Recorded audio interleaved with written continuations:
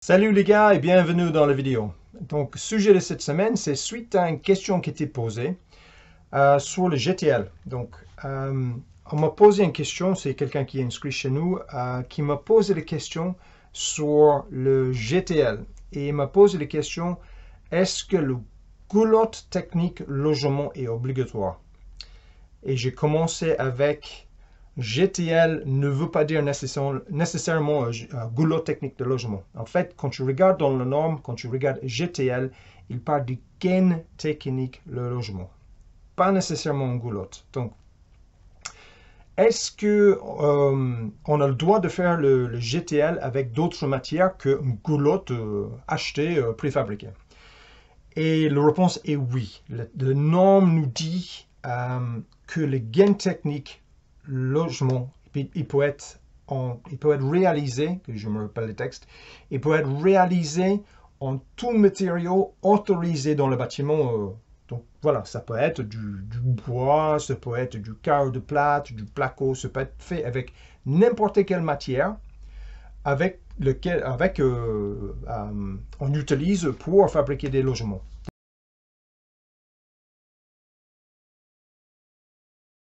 Mais si tu fais le GTL, donc le gain technique logement, avec d'autres matériaux que le plastique, le goulot technique logement préfabriqué, tu dois quand même respecter un certain nombre de conditions par rapport au décrochement, qu'il faut que ça soit lisse, etc., etc. Je vous mets le texte pour que vous le voyez.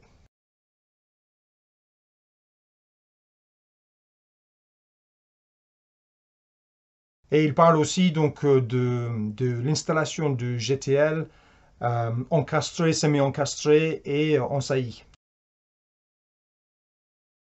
Donc, il faut penser qu'il faut garder quand même les dimensions des GTL sur toute l'hauteur, donc sur le plafond.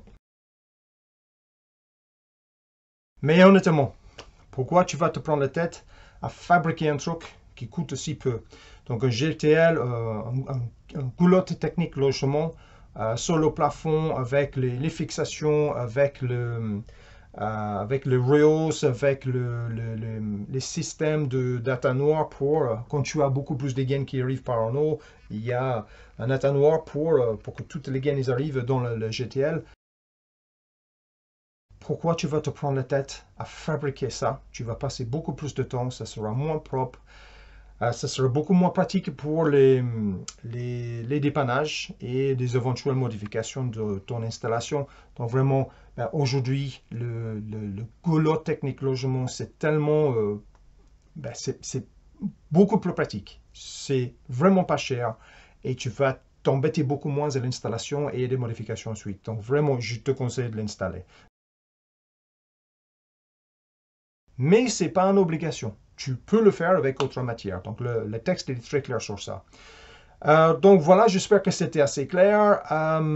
Bien sûr, tous ces sujets-là, le GTL, comment l'installer, où on a le droit de l'installer, qu'est-ce qu'il y a comme limitation par rapport les points d'eau, le gaz, les points de chaleur, etc. Tout ça, c'est traité dans notre formation totale.